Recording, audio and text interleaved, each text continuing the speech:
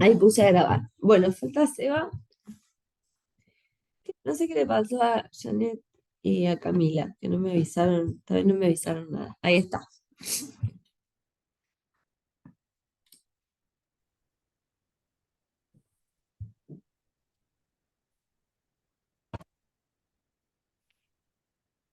Bien.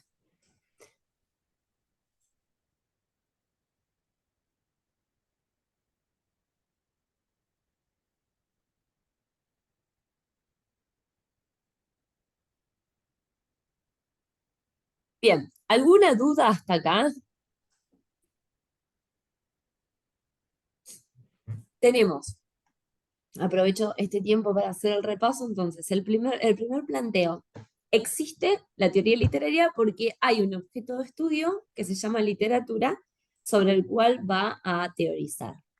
En segundo lugar, el camino para responder qué es la literatura no va por el lado de pensar una obra de imaginación en el sentido de ficción, por ahí no va, no tiene que ver con todo lo que es imaginario, por lo tanto todo lo que es ficcional, porque distinguir hecho y ficción no es tan simple. Inclusive hay muchos autores que no son del área de la literatura que hoy son leídos como literatura, que es un poco el recorrido que hace en estos dos párrafos mencionando eh, a todos estos autores con todas estas obras. Y que hoy, por supuesto, lo que es considerado literatura tiene que ver con una perspectiva de lectura. En estos dos párrafos habla justamente de lo que es una perspectiva de lectura. Lo que hoy se lee como literatura, pero que pudo haber nacido como un texto histórico, como un texto filosófico, como un texto teológico, como dice en una de las partes, pero que hoy es leído desde un punto de vista o perspectiva literaria, por una cuestión de valor histórico, por una cuestión de el valor histórico no solo del texto, sino también del autor al cual pertenece el texto. Pero habla en sí de que hay una perspectiva, una lectura que también hace en un momento histórico que ese texto sea literario. Es un poco lo que está ejemplificando acá, como algo que en un momento de la historia puede ser leído como un hecho filosófico, histórico o teológico, pero que años después, siglos después, paradigmas después, épocas después, pertenece al mundo de la literatura. ¿Se entiende un poco la idea? Retomamos entonces. En primer planteo, existe una teoría literaria porque existe un objeto de estudio sobre el cual teorizar. Literatura. Dos, responder a la pregunta, ¿qué es literatura desde la perspectiva de es todo aquello que pertenece al mundo de la imaginación? Es muy limitado y muy difícil de sostener porque es muy difícil distinguir entre hecho como verdad histórica y hecho ficcional o hecho como algo ficcional. Y además existe otro factor que es cómo se lee un texto en un determinado momento histórico. Algo que nace para ser historia puede transformarse en literatura y algo que nace como un texto literario puede transformarse en un texto filosófico o en historia en una época o en un paradigma posterior o distinto. ¿Se va entendiendo? Ujú. Bien, seguimos entonces. Ahí hicimos una síntesis de las ideas que en estas primeras 4 páginas Eggleton, digo 4 porque 3, así lo lee el lector. Eggleton ha mencionado. Seguimos. Bien, ¿a dónde habíamos quedado? Añádese a En la Superman. literatura acá. Las tiras cómicas de Superman. Las tiras cómicas de Superman y las novelas de Nils y Bond refieren temas inventados, por lo general, pero por lo general no se consideran como obras literarias y ciertamente quedan excluidos de la literatura. Si se considera que los escritos creados, no, Creadores. si se considera que los escritos creadores o de imaginación son literatura, quiere decir, quiere esto decir que la historia, la filosofía y las ciencias naturales carecen de carácter creador y de imaginación. Bien. ¿A dónde apunta la pregunta? Si nosotros decimos que el carácter creador y la imaginación son características específicas de los textos literarios, entonces estamos diciendo que la historia, la filosofía y las ciencias naturales que pertenecen a las ciencias sociales y a las ciencias naturales no son ni creativas, ni hay un toque de imaginación dentro de sus discursos. Pensemos que quien hace una investigación dentro de las ciencias naturales también tiene un carácter creador de observar un punto o un hecho físico, biológico, que no había sido observado, y eso es un acto de creación también. Encontrar una verdad sobre una bacteria o analizarla durante un montón de años también es un hecho creador, y hubo una cuestión de imaginar qué podía suceder si a tal elemento cambiado dentro de sus condiciones naturales podía mutar a tal cosa. También hay una cuestión creadora y de imaginación previo a la experimentación de ese campo dentro de las ciencias naturales. Por lo tanto, no es ¿Y la cómo se literatura. aborda, y cómo, perdón, pero Sí, cómo se aborda y cómo se cuenta eso, no puede también tener un componente de imaginación? y tiene un componente totalmente creativo, porque si bien lo voy a contar de manera objetiva, si estoy dentro del campo de las ciencias naturales, esa objetividad, que ya lo hablamos, va a estar planteada desde cómo yo elijo ser objetiva y dónde pongo el foco de atención en mi escrito objetivo. Entonces, eso es totalmente subjetivo y es creativo. Entonces, la capacidad creadora y la imaginación no son ámbitos específicos de lo literario. Si no, estaríamos diciendo que un historiador no es ni creativo ni tampoco tiene la capacidad de imaginar. Y al contrario, Claro. porque tuvo la capacidad de imaginar es porque pudo observar un hecho histórico y desde una perspectiva distinta. ah, eh, ¿Vieron este historiador nuevo? Un historiador nuevo, digo yo, no es un historiador nuevo. Eh, Fue un historiador, es un historiador, profesor, pero que fue cuestionado en su momento, cuando sale el programa, algo habrán hecho por la historia argentina. Estoy hablando de Piglia. Bien, Sí.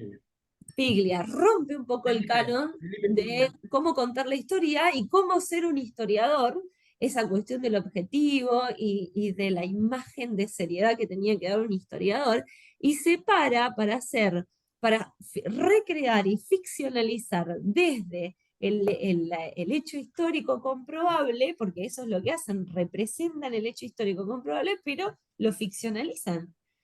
Esos episodios de algo habrán hecho por la historia argentina, esa representación y recreación del hecho histórico desde una lectura distinta. Piglia viene a plantear una lectura distinta de la historia, una perspectiva y un punto que no había sido considerado. Es totalmente creativo. Y hay una gran cuota de imaginación en cómo hacer llegar la historia y el hecho histórico a un público no especializado que estaba excluido del discurso, eh, no quiero decir científico, pero de un discurso académico creado para académicos. Entonces, es totalmente creativo, ahora no voy a hablar no me voy a meter en el ámbito de lo que se le discutió, se le criticó en su momento, pero sí Mm. podemos decir que la manera en la que aborda el objeto de estudio, que es el hecho histórico, y la lectura que hace, la manera en que lo presenta, no es creativa, es totalmente creativa. Inclusive fue llevado a muchísimas aulas de los colegios secundarios justamente por la creatividad en la propuesta de cómo contar la historia. Y En es la, muy probable que haya llegado, que haya hecho llegar esos hechos históricos a muchos chicos por la cercanía, por el código, porque exacto. manejar otra manera de contar el embole que puede resultar la historia. Hizo un trabajo sobre la narrativa, el Mm. hecho que se cuenta y cómo se lo cuenta, sobre el relato, trabajó sobre el relato de la historia, pero no es que lo literaturizó, no, trabajó la narrativa, eso es ampliamente creativo, no podemos negar esa cuota de creatividad. que es un poco un ejemplo para pensar esta pregunta que nos hace Eggleton. ¿Quiere decir esto que la historia, la filosofía y las ciencias naturales carecen de carácter creador y de imaginación? Claro que no. Por lo tanto, el carácter creador del que habla Borges en uno de sus ensayos de manera magnífica, que habla de la creación literaria y de la imaginación, justamente, no son ámbitos específicos de la ficción y de la literatura. Por lo tanto, definir la literatura como un acto creador del mundo de la imaginación no sería correcto, porque no son, Nos quedamos cortos. exacto, porque no es algo específico de la literatura. Casualmente, anoche terminé de ver como un documental ficcionado sobre la vida de Cleopatra que tenía esto. Tenía muchos arqueólogos y mucha gente muy especializada y conocedora del periodo egipcio. Y también esto que hacía algo gran hecho por la historia argentina, que es como ficcionalizar momentos y contar, muy interesante. Bueno, fíjate que ahora resulta más interesante porque decís, estaba también, yo puedo ver en este documental esta característica de cómo se construye una narrativa sobre un hecho histórico distinta y totalmente Mm, innovadora en relación a un documental común o un claro. documental como nosotros lo conocíamos antes. Sí, como los vistos hasta ahora, como algo que Exacto, trae algo nuevo. exacto. Bien, y acá está esta cuestión. Todo historiador, todo filósofo o todo científico dentro del área de las ciencias naturales siempre está trabajando con algo nuevo, innovador. Bien, seguimos. Seguimos. Quizá haga falta un enfoque totalmente diferente.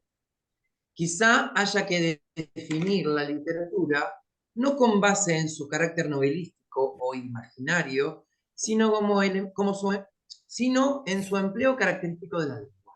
Bien, planteo, ya descartado que la literatura no la podemos definir desde una base de lo que es la imaginación, pensando en la ficción, nos vamos a ver, bueno, la literatura, ¿la podemos definir porque hace un uso característico de la lengua? Entonces, ya terminado de comentar, porque le llevó muy poco tiempo destruir la postura de que la literatura tiene que ver con la creatividad y la imaginación, nos vamos a otra característica. Tiene que ver con que hace un uso característico, me quedó repetido característica, con que hace un uso característico de la lengua. Bueno, ahora vamos a ver cómo trabaja esta respuesta. A ver, la literatura o el discurso literario hace un empleo característico de la lengua. A ver qué dice Eggleton. Seguimos. De acuerdo con esta teoría, la literatura consiste en una forma de escribir, según palabras textuales del crítico ruso Roman Jakobson, en la cual se violenta organizadamente el lenguaje ordinario. Bien, y hace este apunte de Roman Jacobson. Nosotros lo vamos a ver en Introducción al Estudio del Lenguaje porque es el mismo Roman Jacobson que habla de las funciones del lenguaje y va a hablar de la función poética del lenguaje. Y él tiene un texto que se llama La Poética, justamente, en el que va a hablar, va a mencionar, a referir y a describir esta organización o la organización violenta del lenguaje ordinario. Es una gran definición, Wow. súper atractiva, porque decir palabras textuales de Roman Jacobson, se violenta organizadamente el lenguaje ordinario, como que la violencia es un hecho que irrumpe desorganizadamente para romper las estructuras. Si nosotros pensamos algo violento, lo podemos decir que es violento porque justamente rompe, irrumpe. Pero la organización es el opuesto. Claro. Claro, estaríamos hablando de una paradoja, de algo que se contrapone. Se violenta organizadamente el lenguaje ordinario. Bien, profundamente. Si él dice que que es el lenguaje ordinario, es porque hay un lenguaje que no es ordinario. a ver, él dice el lenguaje ordinario, no dice cualquier lenguaje. Entonces, preguntamos, qué tipo de organización, a qué llama lenguaje ordinario y a qué llama violenta, se violenta, qué es violentar, de qué tipo de organización habla y a qué llama lenguaje ordinario. Pero en sí, márquense esta cita, se violenta organizadamente el lenguaje ordinario. Y vamos a ver por qué sí tiene una gran relación con lo que durante mucho tiempo pensamos que era la literatura. La literatura transforma e intensifica el lenguaje ordinario. Se aleja sistemáticamente de la forma en que se habla en la vida diaria. Si en una parada de autobús alguien se acerca a mí y me murmura al oído, sois la virgen impoluta del silencio, caigo inmediatamente en la cuenta de que me hallo en presencia de lo literario. Bien, Lo pero yo comprendo porque la... hago una paréntesis acá. Sí. Si alguien se me acerca en la parada de un colectivo y me dice, sois la Virgen impoluta del silencio, caigo inmediatamente en la cuenta que estoy con un loco, pero no con una literatura. Caigo en la cuenta de que tengo que prestar atención porque algo está pasando y no es normal, claramente. Claro, me veo en medio de un, ¿cómo es que se llaman estas expresiones artísticas como en la calle? Ay, Las que intervenciones, Marta Minujín hacía muchas, sí, participó de muchas en Estados Unidos, ya como sé de, de qué es. y rupturas artísticas en la calle, tienen un nombre, no me Sí, puedo. sí, sí, ya sé, pero yo sé de lo que me estás hablando, claramente. Ahora, la pregunta que hago es, pensemos en una obra de literatura contemporánea y pensemos en cómo hablan los personajes o lo que yo les conté y les leí, la parte cuando leímos a Rulfo, esos fragmentos de Rulfo que leímos, que yo les dije, fíjense cómo reproduce el habla local del pueblo mexicano. Los Ujú. personajes de Rulfo, de Pedro Páramo, en esos fragmentos que leí, hablan de una manera violenta organizadamente el lenguaje ordinario, o sea, esa obra de Rulfo transforma e intensifica el lenguaje ordinario, se aleja sistemáticamente de la forma en que hablan en la vida diaria. Al contrario, Al contrario, exacto, contrario.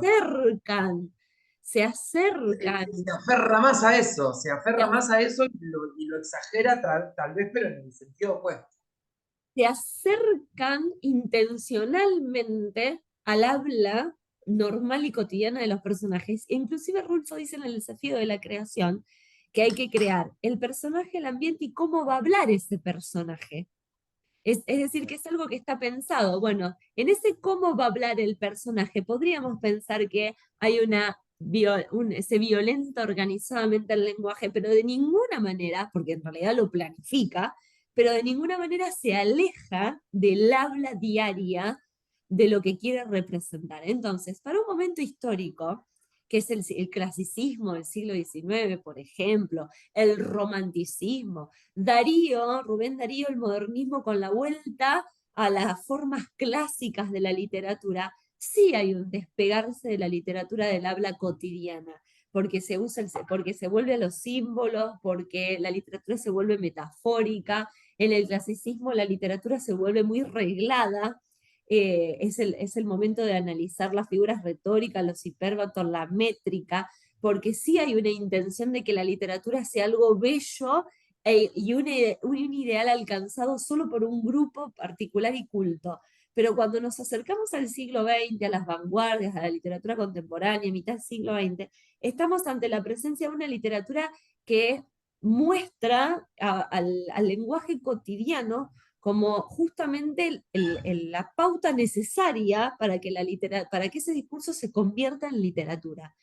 Si nosotros pensáramos que el lenguaje cotidiano no es parte de la literatura, la novela Las Ingratas de Guadalupe Nestrosa, que gana el premio Clarín 2002, lo digo porque es una novela que es una socióloga que escribe una sola novela, lo único que escribe gana un premio muy importante dentro del mundo de la literatura y después se sigue dedicando a su ámbito. Pero la forma de hablar de los personajes es lo que hace que esa novela gane ese premio por cómo construye un mundo literario a través de una mirada sociológica en la que prima justamente el detalle de que los personajes son, ¿Cómo hablan? son lo que era el conventillo de inicio del siglo XX en Argentina. Entonces, las palabras son puta, prostituta, chancleta, mocosa, sopapo. Eh, es leer la frescura del conventillo de inicio del siglo XX en una obra literaria. Durante mucho tiempo, muchas obras quedaron fuera del canon de los colegios, por ejemplo, por contener un lenguaje inapropiado. Bien, la pregunta es, ¿el lenguaje es inapropiado? ¿Podemos hablar de un lenguaje inapropiado? ¿O era el lenguaje que manejaba la sociedad y que hacía que esa obra justamente sea verosímil, creíble? Porque hablar de el personaje era un gigoló en Las Ingratas, vivía de las mujeres. A ver, nadie se va a imaginar a un personaje analfabeto, gigoló, que vivía de las mujeres, hablando como Shakespeare. Claro, Hablaba, usando exacto, usando el vosotros. exacto. ¿Qué hacemos si nos encontramos ante que queremos leer a un personaje que en medio del conventillo porteño de principios del siglo XX, de los cabarets y de los lugares de tango, habla como Shakespeare? Cerramos la novela y la dejamos al costado y decimos es malísima, Pero no, no. claramente, porque no encontramos una conexión real con con la propuesta y el lenguaje. Entonces, para un momento histórico, sí, el lenguaje literario se aleja del lenguaje cotidiano en un momento histórico, pero no siempre. Entonces, como característica general, podemos decir que toda la literatura universal utiliza un lenguaje diferente al de la vida diaria. Mm, No, estaríamos negando, entonces estaríamos diciendo que toda la literatura argentina a partir del siglo XX no es literatura, por no utilizar un lenguaje distinto al de la vida diaria, justamente. ¿Se va a Hay entender? quienes puedan llegar a sostener eso, pero Pero no es una regla universal. no. Bien, seguimos. Seguimos con el Sois la Virgen impoluta del silencio. Caigo inmediatamente en la cuenta de que me hallo en presencia de lo literario. Lo comprendo porque la textura, ritmo y resonancia de las palabras exceden, por decirlo así, su significado abstraíble, o bien, expresado en terminología técnica de los lingüistas, porque no existe proporción entre el significante y el significado. Exacto. El lenguaje empleado atrae sobre sí la atención, hace gala de su ser material, lo cual no sucede en frases como ¿no sabe usted que hay huelga de choferes? Pero lo más común en la literatura contemporánea a partir del siglo XX es leer, ¿no sabe usted que hay huelga de choferes? Claro, Eso es una frase que podría ser literaria, podría tal formar cual. parte de un cuento, de una novela. Podría ser avispate, que no pasan los bondis. También, también, De hecho, esta es la definición de lo literario que propusieron los formalistas rusos, entre cuyas filas figuraban Víctor Shklovsky. Shklovsky, Roman Jakobson, Osip Brick, Yuri Tishinov, Boris Eichbaum, Boris Tenkiski. Y son todos rusos. No, ¡Ay, por favor! sí, pero lo más importante acá es sacar esta idea. Los formalistas rusos hablan de lo literario, no de la literatura. Ellos van a Claro. decir que un discurso es literatura cuando tiene la característica de ser, de alcanzar lo literario. Vamos a ver qué es lo literario para los formalistas rusos. Bien. Entonces, del primer planteo de imaginación y ficción hace el recorrido para decir no es el camino para pensar que la imaginación distingue a la literatura. Hay otras cuestiones que son totalmente creativas y no son literarias. Después pasa a esta cuestión de pensar la literatura desde el hecho y desde pura y exclusivamente la ficción, y dice es muy difícil distinguir entre hecho y ficción. Y nos vamos a los formalistas rusos. La literatura es todo aquello que tiene un tratamiento especial del lenguaje. Y es aquello que lo hace, y hablan de lo literario. Bueno, Lo vamos a ver literario. qué es lo literario. Los formalistas surgieron en Rusia en los años anteriores a la Revolución Bolchevique de 1917 y cosecharon laureles durante los años 20 hasta que Stalin les impuso silencio. Fue un grupo militante y polémico de críticos que rechazaron las cuasi místicas doctrinas simbolistas que anteriormente habían influido en la crítica literaria. Hablamos del movimiento simbolista, o sea, cuando yo les mencioné a Darío como el padre del modernismo en Latinoamérica, hablo de un Darío que en su poesía vuelve al simbolismo de la literatura clásica. O sea, podemos entender a Darío primero cursando literatura clásica, para ver cuáles son los símbolos que retoma para trabajar la idea de lo literario. Entonces, este grupo, muy polémico y crítico, como dice Eagleton, rechaza esas ideas simbolistas de finales del siglo XIX, principios del siglo XX, que influyeron en la crítica, de hablar de la literatura desde el punto de vista de la construcción de un símbolo, o como la construcción de lo simbólico, de un mensaje o un significado que estaba detrás de una lectura que tenía que ser metafórica o simbólica, porque en realidad esa es la definición, lectura simbólica. Es decir, no era el símbolo literal lo que había que leer, sino lo que representaba ese símbolo dentro de ese escrito. Claro, una cierta encriptación. Exacto, exacto. Vuelta en la cual había que tener había que tener o hay que tener por ahí un cierto conocimiento de esos símbolos de la literatura clásica a la que No recorre te el quedas poema. afuera. No, sí, para poder hacer la representación de la idea de ese poema modernista. Eh, bueno, fue un grupo militante y polémico de críticos que rechazaron las cuasi místicas doctrinas simbolistas que anteriormente habían influido en la crítica literaria y que con espíritu científico práctico enfocaron la atención a la realidad material del texto literario. Sí, la Según realidad, ellos, perdón, la realidad realidad material. material, lo material es lo que se puede ver y tocar, del texto literario es la forma. Esa es Claro, la realidad material. El contenido es totalmente cambiante, pero la forma es lo que se puede analizar, es lo que se puede ver. Entonces, la realidad material de un texto literario es la forma, por eso se llaman formalistas. Entonces empieza la discusión entre forma y contenido. Discusión que estaba en Góngora y Quevedo.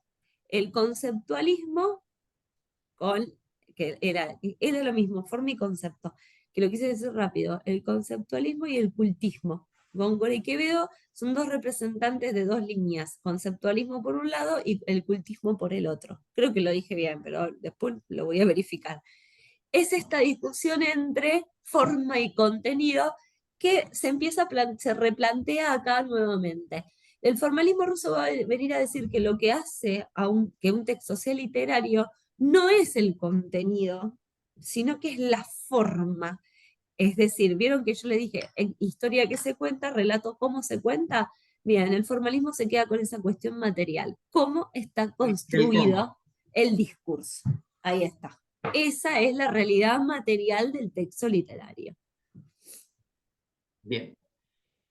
Según ellos, la crítica debía separar arte y misterio y ocuparse de la forma, en que los textos literarios realmente funcionan. Bien, ni arte La ni literatura misterio, no era, perdón, ni arte, ni misterio, ni creatividad, ni imaginación, ni nada. O sea, ocuparse de la forma en que los textos literarios funcionan. Forma y funcionamiento. Son dos palabras claves dentro del formalismo. Seguimos. la literatura no era una pseudo religión, psicología o sociología, sino una organización especial del lenguaje. Ahí tenemos pura y exclusivamente la realidad material. De qué forma está organizado el lenguaje, de manera tal que ese discurso es literario. Y cómo funciona. Bien. Tenía leyes propias específicas, estructuras y recursos que debían estudiarse en sí mismo en vez de ser reducidos a algo diferente. La obra literaria no era ni vehículo ideológico, ni reflejo de la realidad social, ni encarnación de alguna verdad trascendental. Era un hecho material cuyo funcionamiento puede analizarse como se examina el de una máquina. Bien, y acá hay una alusión que no quiero dejar pasar de lado. Dice, la obra literaria no era un vehículo ideológico. Nosotros pensemos en la literatura argentina del siglo XIX, la literatura al servicio de la política. La literatura es una herramienta política, es el medio por el cual muchos pensadores encuentran, el medio que encuentran para denunciar una realidad histórica, social y política del periodo de formación del Estado Nacional Argentino. Dos, Rusia, pensemos en Rebelión en la Granja, por ejemplo, que esa alegoría es pura y exclusivamente un vehículo ideológico. Y es muy fácil de relacionar los animales de la fábula con los hechos históricos y los nombres específicos de ese hecho histórico en lo que fue la famosa Revolución Rusa. No puede decirse que la literatura no ha sido y no es muchas veces un vehículo ideológico, una herramienta política, y que se pueda separar de eso, del momento nada de Carmen Laforet posterior a lo que fue la guerra civil. No podemos hablar de lo que es la literatura posterior al holocausto, ya lo hemos mencionado. No podemos decir que la Sí. literatura no refleja los estados de ánimo de la producción de un momento particular y de un pueblo en particular, claramente. Sí, si bien lo trajimos a cuento cuando decíamos no se puede identificar en el momento en que se está produciendo, se le da un nombre y se lo identifica cuando se lo analiza a la distancia, pero existe. Exacto, pero sí, exacto. En ese momento lo habíamos explicado. Cuando Sí. la mirada retrospectiva me permite ubicar en un momento determinado ese hecho. Pero cuando dice la obra literaria para el formalismo, la obra literaria no era un vehículo ideológico ni el reflejo de la realidad social, ni encarnación de alguna verdad trascendental, era un hecho material cuyo funcionamiento puede analizarse como se examina una máquina. Estamos pensando que la obra de literatura es exactamente lo mismo que la lengua para Saussure, un sistema de signos que funciona como una máquina en la que cada palabra, cada morfema, cada fonema, cada morfema, cada sílaba y cada palabra va a Un cumplir una engranaje de la función máquina. dentro del sistema. De esa misma manera, el formalismo mira la obra literaria, con el funcionamiento dentro de un sistema, las partes. Por eso importa la forma. Así les relaciono las dos cuestiones. O sea, no las puedo separar. No se puedo separar la mirada lingüística. Jacobson es un lingüista, por lo tanto, que habla de las funciones de la lengua pura y exclusivamente las funciones de la literatura entran dentro de las funciones de la lengua. La lengua tiene una función poética, emotiva, expresiva. La literatura es parte de esa función. O sea, funciona como forma y función. Reduce el discurso literario a lo que es un hecho material. Existe, se puede ver, tiene forma de cuento, forma de novela, forma de poesía, forma de alegoría, forma de romance, por ejemplo, y funciona de determinada manera dentro de lo que es la lengua o la maquinaria de la lengua. La lengua entendida como un sistema de signos, o sea que el formalismo se relaciona con la lengua del estructuralismo de Saussure. pero igual se quedan cortos con Sí, eso. totalmente. Claro, Esta postura está descripta, pero luego está refutada claro. en este trabajo. Seguimos, pero ¿se va entendiendo la idea? ¿Va quedando algún cabo suelto? Y en este momento no te lo puedo, No te en lo este puedo momento decir. no te lo puedo decir, ¿no? En Bueno, este ustedes momento. vayan tomando nota de todo. Seguimos. Bien, la obra literaria estaba hecha de palabras, no de objetos o de sentimientos, y era un error considerarla como expresión del criterio de un autor. Osip Brick dijo Paréntesis, alguna vez, el autor queda fuera del el autor proceso que de construcción de sentido. El formalismo ruso va un poquito de la mano anticipación de lo que va a ser la muerte del autor, como que la construcción del sentido es pura y exclusivamente responsabilidad del lector.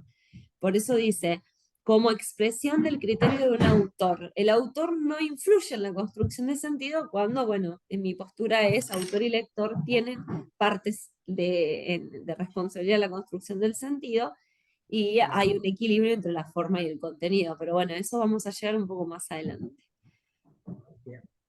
Osip Brick dijo alguna vez, con cierta afectación y a la ligera, que Eugenio Onegin, el poema de Pushkin, se había escrito aunque Pushkin no hubiera existido. Bien. Ahí, hasta ese punto llevan la cuestión de que el autor no tiene incidencia sobre la obra. Qué loco, ¿no? Sí, Como que las cosas van a pasar exista o no de la exista mano la de tu persona mano o de otro. de Claro, la mano de uno, de la mano de otro, sí, porque es una construcción formal sin ningún tipo de subjetividad. ahí va. El formalismo era esencialmente la aplicación de la lingüística al estudio de la literatura. Y como la lingüística en cuestión era de tipo formal, como la lingüística en cuestión era de tipo formal, enfocada más bien a las estructuras del lenguaje que a lo que en realidad se dijera, los formalistas hicieron a un lado el análisis del contenido literario, donde se puede sucumbir a lo psicológico o a lo sociológico. De la misma manera que Saussure deja de lado el lenguaje, porque es una parte psicológica del ser humano que no puede ser observada, y se queda con la lengua, que era la manifestación material del lenguaje. Acá Tal está cual. el fundamento de por qué el formalismo hace enfoque en la parte material, porque es lo que objetivamente se puede observar. El formalismo y Saussure son contemporáneos, o sea, hay una visión del Sí, formalismo hacia Saussure. sí, sí, sí, son contemporáneos. Ahora yo les busco el momento, la publicación inicial de la teoría general, de la lingüística general de Saussure. Sí, ahí lo busco. ¿Eh? En qué año se compiló, porque son las clases de él, en qué año se compiló la teoría general. Teoría general de año. Ahí voy. Curso de Lingüística General, 1916. Principios del siglo XX. Exacto. Ahí está, son contemporáneos. General Bien. de Saussure, ahí está. Pero no fue él quien le da vida directa al libro porque son recopilaciones de sus clases. El curso de lingüística, así se llama, curso de lingüística general. Claro, sus alumnos recopilan las clases en lo que se llama el libro hoy, curso de lingüística general, fue publicado en 1916. Ujú. Entonces voy a retomar un poquitito más para arriba. Los formalistas hicieron a un lado el análisis del contenido literario, donde se puede sucumbir a lo psicológico o a lo sociológico, y se concentraron en el estudio de la forma literaria.